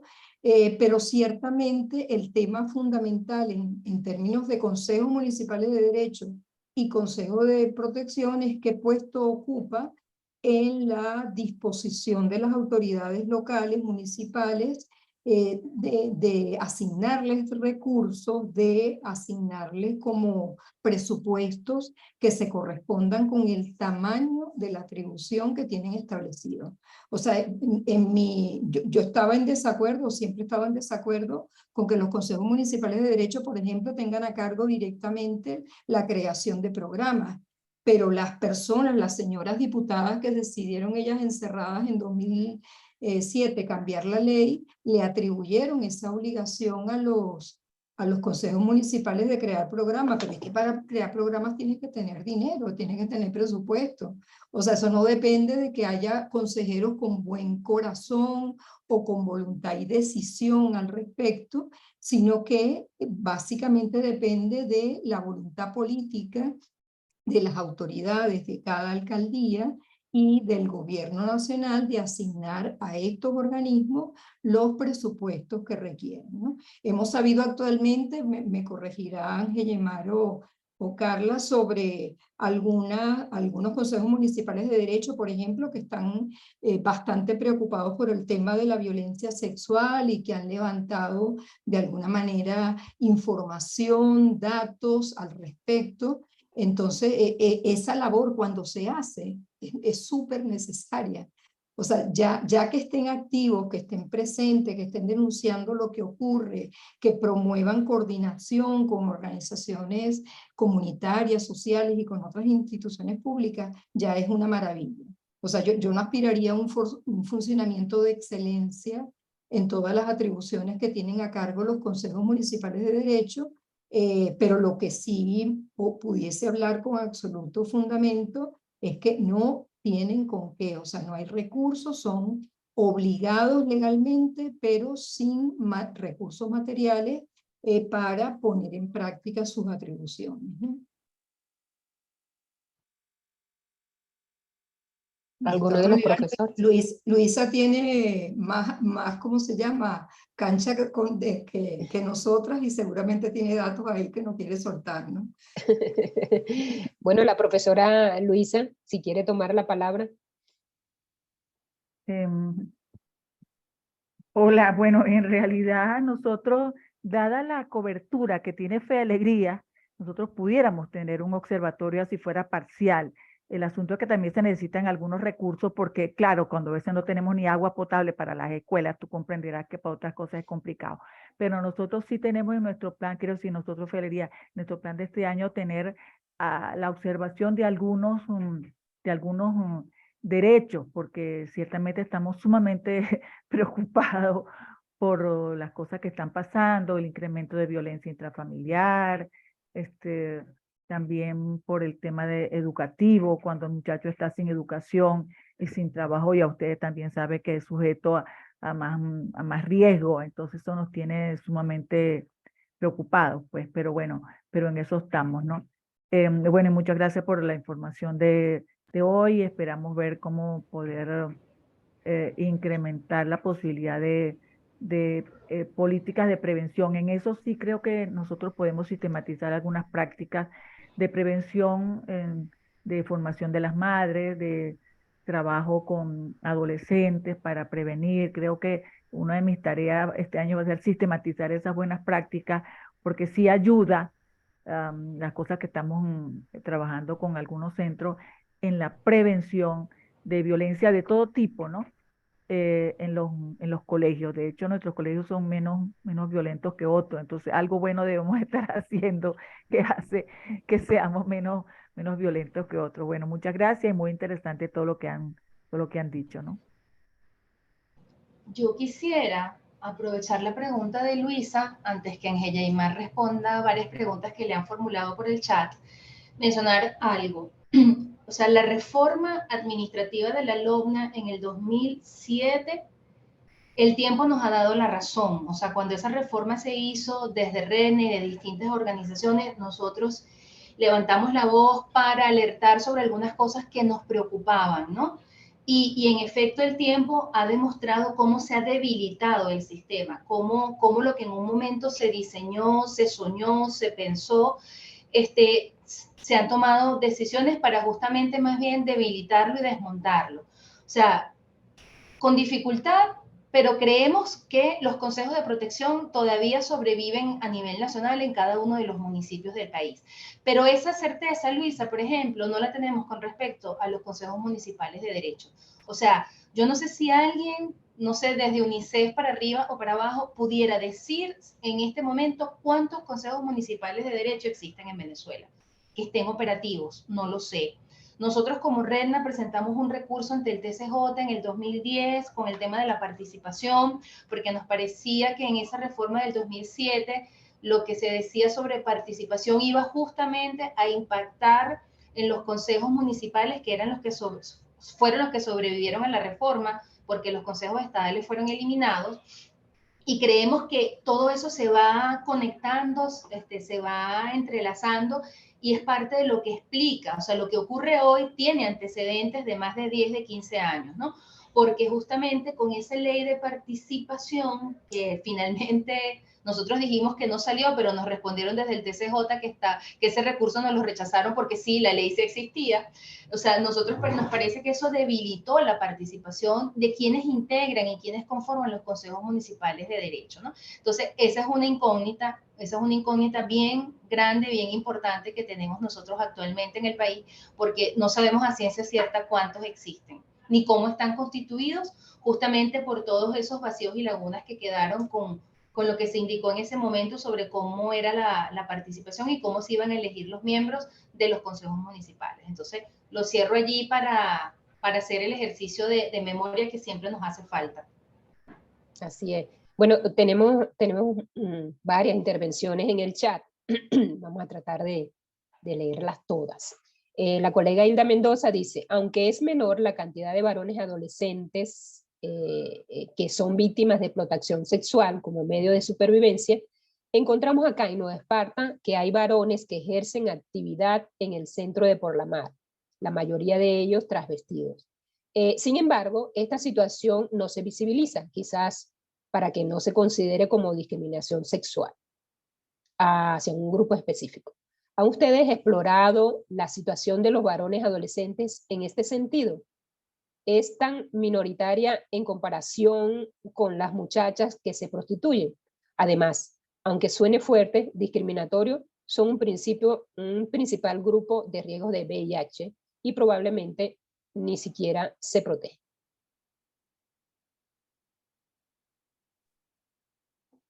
Respondo de una vez, Nilsa. Sí, claro, Carla, enseguida. Ajá, hola Hilda, Gracias. Gracias por tu pregunta. Mira, nosotros en el registro que hemos adelantado no hemos identificado adolescentes varones en situación de explotación sexual. Lo que sí hemos identificado es situaciones en las que como mecanismo de afrontamiento de la crisis, las familias permiten que los niños, niñas y adolescentes, y ahí sí hay niñas y niños, sean abusados sexualmente como intercambio para recibir alimentos, ¿no? Ahí pasa más con las niñas, pasa menos con los niños, pero sí pasa. Pero explotación sexual de adolescentes hombres no hemos encontrado, pero si está pasando en Nueva Esparta, bueno, es importante para nosotros saberlo y ver de qué manera podemos obtener alguna información sobre eso. Efectivamente, como les dije, bueno, el abuso sexual y la violencia sexual y basada en género, la mayor cantidad de víctimas son mujeres en toda su línea de vida, pero no deja de ser importante. A mí no me parece que sea menor, un 20%, a mí un 20% me parece que es muy relevante de hombres en toda su línea de vida que son víctimas de abuso sexual y en este caso, tú como lo dices, de explotación. Yo creo que es un tema que también debe atenderse. En relación con el riesgo a infecciones de transmisión sexual, están presentes para toda la población. Además, bueno, conocemos por investigación que ha adelantado ABESA la ausencia a nivel nacional de métodos de protección que no hay difusión, información, que no hay educación sobre salud sexual integral. Entonces, obviamente que es la presencia de todos los factores de riesgo asociados a una sexualidad no educada, ¿ok? Entonces ahí efectivamente hay riesgo, pero no solo para los chicos, es un riesgo para todos, niños, niñas y adolescentes, hombres y mujeres que tengan que acudir a la explotación sexual como mecanismo de afrontamiento de la crisis. Entonces, bueno, me parece súper importante. Nosotros tenemos, creo que un medio de Nueva Esparta en la revisión que hacemos todos los meses y bueno, vamos a ver si algo de eso encontramos para poder mostrarlo mejor. Gracias, Gilmar. Profesor Jorge Gobea, nuestro coordinador del OEB en el Zulia, dice: con relación a los datos, hay que tener muy en cuenta que la responsabilidad indeclinable es la del Estado, quien está obligado moral, científica y legalmente de hacer todo lo correspondiente para levantar y ofrecer la información de manera continua, sin sesgo y para todos los posibles interesados. Por cierto, ese problema se da en otras muchas áreas, como la economía, lo social, la educación, la seguridad, la migración, la alimentación, etc. Hay una negación deliberada desde el Estado, gobierno, de llevar estadísticas confiables. El profesor Jesús Rodríguez dice: felicitaciones a todos los ponentes por su valiosa información sobre la realidad de niños, niñas y adolescentes de Venezuela. Esperamos que la visibilización de estos casos contribuya a que el Estado definitivamente tome medidas que paren el sufrimiento que padecen los niños, niñas y adolescentes. Adrián González, quien es nuestro coordinador en Guárico, pregunta, y es para Ángel Yaimar, y está referida a los datos sobre impunidad. Desea verificar si del total del abuso sexual, tan solo el 15% de los casos han sido sentenciados, es la pregunta. Y muchísimas gracias a todos los expositores por tan valioso aporte. Sí, Adrián, efectivamente, ese es un dato que hizo público el fiscal general en el año 2020, en enero de 2020. Los datos son desde 2017 hasta 2020. Él dio el dato general de cuántas situaciones había atendido el Ministerio Público de Abuso Sexual y dio los datos de cuántos condenados, cuántos imputados y cuántos acusados había. Y efectivamente, claro, el cálculo en porcentaje lo hicimos nosotros como Redna, el 15% solamente habían sido sentenciados. Entonces, por eso decimos que hay un nivel muy alto de impunidad, de procesos que están parados, de retraso procesal, de que los juicios no arrancan, pero eso también sabemos que está asociado a la realidad de los tribunales en Venezuela y de diferimientos de audiencia, de no adelantar la investigación, en fin. Pero sí, efectivamente es eso, tal como lo dices, lo que mostramos en la análisis. Hay otra pregunta para ti, Yaimar. Nilsa, permiso un momento que me gustaría complementar la respuesta de Ángel Yaimar diciendo lo siguiente, ¿no? De todos los integrantes del sistema de protección, en donde cada uno tiene muchas responsabilidades, ¿verdad? Muchas atribuciones para la protección, para la garantía de derechos de niños. Quizás en los últimos tiempos, porque al César lo que es del César, ¿verdad? O sea, quizás en los últimos años, en los últimos meses, quien ha destacado es el Ministerio Público, tratando de hacer algunas cosas, ¿no? Entonces, claro, ellos llevan adelante, se me olvida la fecha, Ángel Yaimar, la campaña Cero Pedofilia, creo que se llama así, y bueno, desde la lógica con la que se trabaja en el Ministerio Público, hay todo un tema de persecución del delito, ¿no?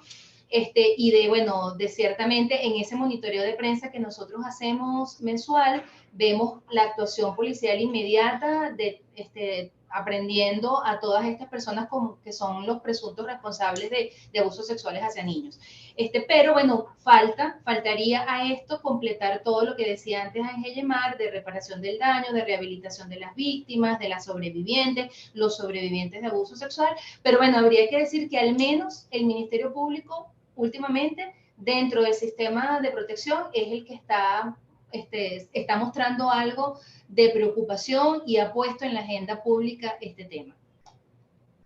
Sí, y adicional a eso, un poco, porque me viene a la mente por lo que dice Carla, es importante, yo intenté meterlo en la exposición, pero por el tiempo no me daba, la necesidad de que la sociedad entienda que cuando hablamos de violencias contra niños, niñas y adolescentes, si bien hay la necesidad de el acceso a la justicia y el Ministerio Público debe atender el delito para establecer las sanciones a los victimarios, es necesario que se entienda que la atención debe ser compartida entre el acceso a la justicia y la atención del delito y la protección de los niños, niñas y adolescentes. Por tanto, el Ministerio Público debe conocer de estos casos, pero el Consejo de Protección también debe conocer de estos casos.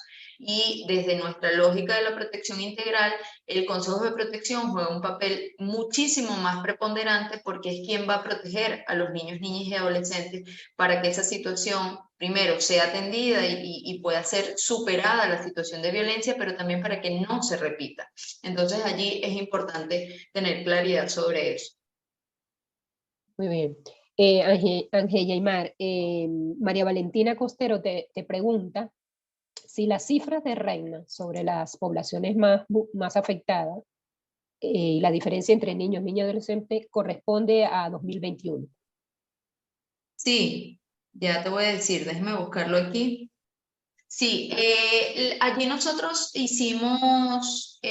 usamos como los dos reportes, lo que hicimos en 2020 y 2021, pero en relación con la diferencia es casi igual para los 2 años. De todas formas, en el documento está reflejado por cada año, solo que aquí, bueno, agarré como un poquito de cada cosa para poderlo mostrar por el tiempo, pero en la investigación está, y tal como dice Carla en el chat, en la página de la REDNA tenemos los informes de derecho de papel en donde presentamos las distintas situaciones que vimos y hay 2 en particular que tienen que ver con violencia sexual y basada en género que también pueden consultar. Y próximamente, porque ya todo este año desde diciembre estamos haciendo nuevamente el monitoreo, vamos a sacar un nuevo reporte de lo que ha pasado en 2023 sobre violencia basada en género y el resto de violencias hacia niños, niñas y adolescentes. Pero sí es 2021.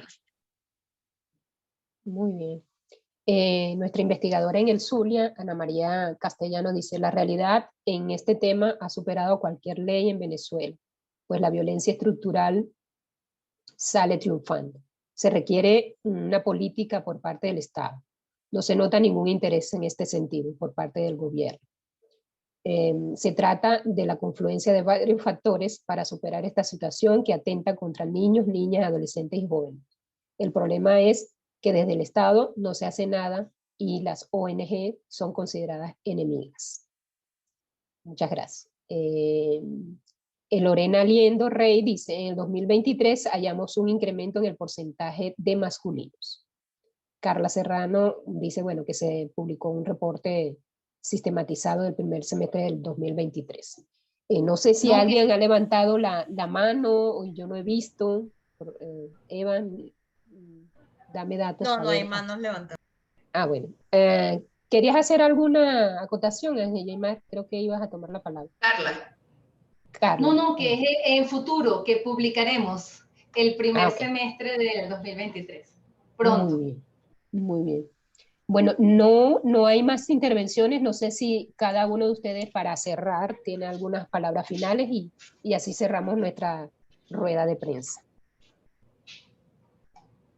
Bueno, puedo empezar yo, porque bueno, no recibí ninguna pregunta sobre adolescentes en conflicto con la ley penal, pero eso normalmente es lo esperado, ¿no?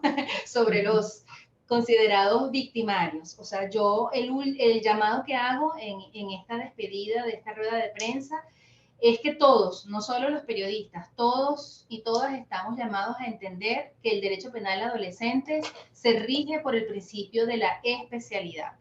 O sea, aunque sea un hecho terrible, que sí los hemos encontrado, que sí sabemos que ocurre, o sea, son chamos, son chamas que tienen una menor capacidad cognitiva para razonar, para entender que esa capacidad es diferente a la del adulto, por lo tanto no los podemos responsabilizar exactamente igual en la misma medida que responsabilizamos a los adultos. Ellos tienen menos capacidad de juicio, de autocontrol, tienen limitadas experiencias previas, una perspectiva cortoplacista, una limitada capacidad para resistir a la presión del grupo de pares, hay una gran influencia por parte de los otros adolescentes, ¿verdad?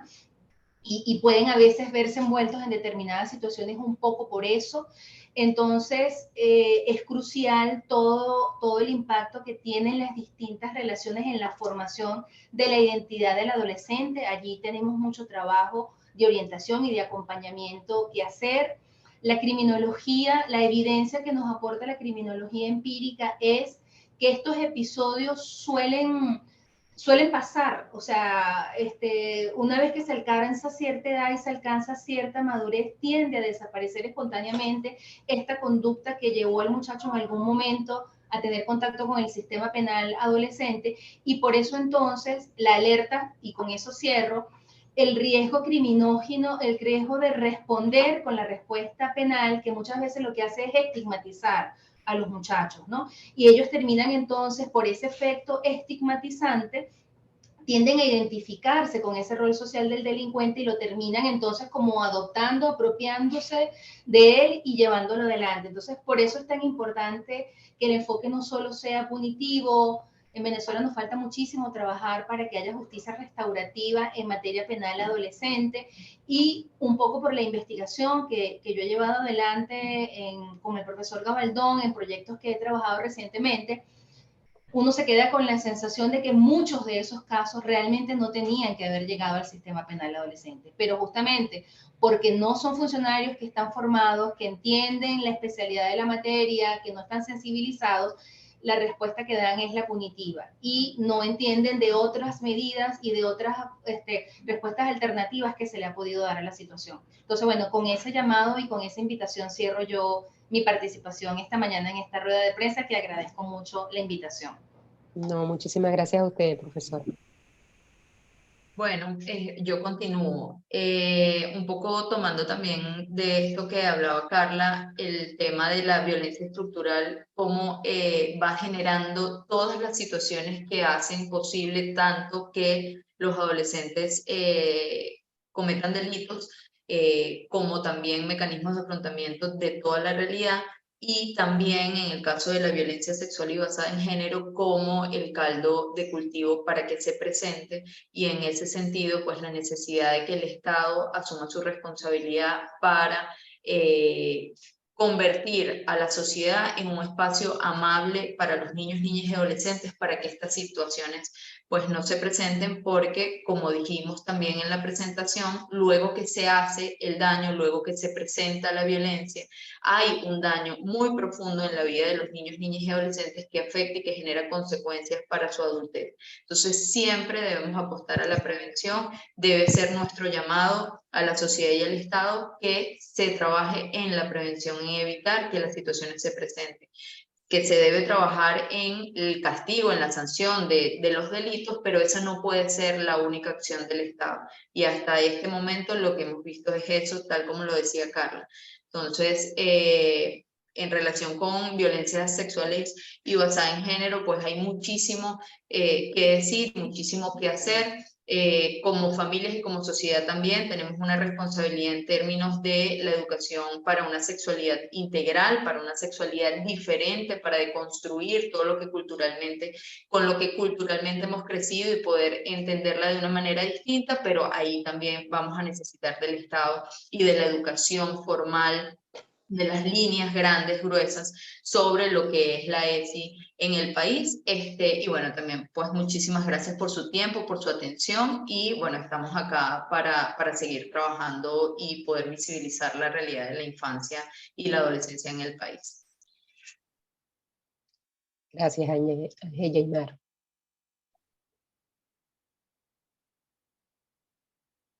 Bueno, Nilsa, simplemente agradecerles a todos por la participación, a los asistentes y a Aymar, a Carla, por haber aceptado nuestra invitación.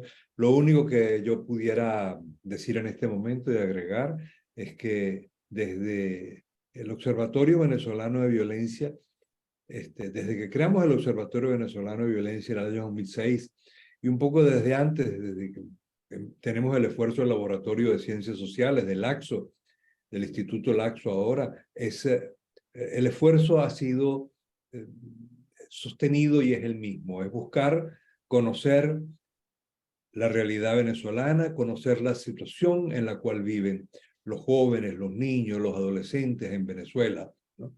Conocerlo y analizarlo de la manera más científica posible para que esos saberes y esos conocimientos que desde las universidades nacionales y los centros de investigación producimos puedan servir para una vida mejor, para una vida en paz, para una vida en prosperidad. Y ese espíritu lo seguimos manteniendo, y este esfuerzo continuo, muchas veces de denuncia, otras veces de propuestas, pero en todos los casos siempre lo que están buscando es hacer que el conocimiento que nosotros podemos tomar es obtener desde las universidades, desde las 11 universidades que formamos parte hoy en día del Observatorio Venezolano de Violencia. El propósito general es convertir eso en algo útil para la sociedad, ¿no? Y bueno, creo que hoy hemos tenido un buen ejemplo de cómo eso puede lograrse y puede hacerse ese puente. Bueno, muchas gracias y suerte para todos ustedes. Gracias, profesor Roberto. Profesora Gloria.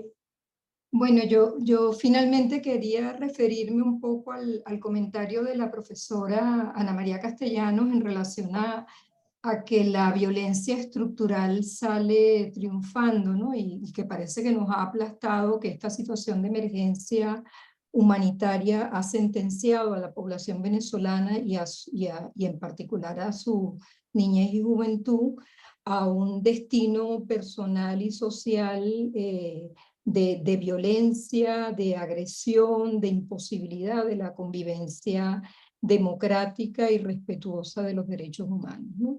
Y yo creo que efectivamente el país, en medio de la gravedad de todas las situaciones que están ocurriendo, en medio de este dolor y de estas violaciones de derechos tan graves y tan dramáticas, está demostrando capacidades para sobrevivir, para luchar, capacidades de resiliencia para enfrentar estos hechos. Y creo que es como muy relevante, es muy importante reconocer el trabajo que al respecto están haciendo las organizaciones sociales en los distintos territorios, las organizaciones que trabajan en derechos humanos, los grupos de iglesia, los centros educativos, como decía la profesora Luisa, la labor que cada escuela, cada maestra, cada institución educativa está haciendo en su comunidad. Son efectivamente, uno puede decir, bueno, son como pequeños aportes, pequeñas contribuciones, pero es que le pueden salvar la vida y pueden salvar el destino personal de un niño, de una niña que sin esa intervención, sin esa acción, no vería más allá o no vería futuro. Yo creo que incluso en niños, en niñas, en jóvenes estamos observando unas muestras de resiliencia, de capacidad de sobreponerse a la situación y unos valores que nosotros antes nunca habíamos conocido. Y yo creo que es importante quedarnos con eso, o sea, reconocer lo que tenemos capacidad de hacer. Y entre otros, además de documentar, de denunciar y de exigir los derechos, es la capacidad de articularnos, de involucrarnos con otras personas, de dejar de trabajar solos y aislados para que lo poquito que hemos logrado avanzar y que podemos avanzar en esta materia pueda verse de alguna manera como fortalecido y tener mayor eficacia, ¿no? Entonces, en ese sentido, quisiera como terminar con una nota positiva reconociendo como el valor de lo que se hace, de lo que cada ciudadano, cada madre, cada familia, cada una de las hermanas mayores está haciendo en esos hogares para enfrentar la situación y para no ser sometida o no dejarse arrastrar por esta escalada de violencia que efectivamente nos azota, ¿no? Bueno, muchísimas gracias a nuestros ponentes, a la profesora Carla Ángel Aymar, por ser partícipes de esta rueda de prensa a nombre de la Red por los Derechos Humanos de Niños, Niñas y Adolescentes, y al profesor Roberto y a la profesora Gloria por parte del Observatorio Venezolano de Violencia. Además de estar agradecerle a nuestros colegas, a los investigadores, a nuestros coordinadores y periodistas de nuestros observatorios regionales por la asistencia a la rueda de prensa que definitivamente fue muy provechosa porque pone en el tapete toda esta información que de una u otra forma nos ayuda como periodistas a visibilizar la problemática. Agradecemos entonces su participación, los invitamos a visitar nuestra página web, observatorio-de-violencia.org. Allí, dentro de poquitos días, vamos a publicar el libro, así es que allí podrán en detalle disfrutar entre comillas, como decía la profe Gloria, disfrutar, pero son cifras bastante preocupantes, pero que vale la pena tomar en consideración una buena lectura para todo esto que estamos haciendo desde el Observatorio Venezolano de Violencia y desde la Red por los Derechos Humanos de Niñas y Adolescentes. Yo les deseo feliz almuerzo y que, bueno, pasen una feliz tarde.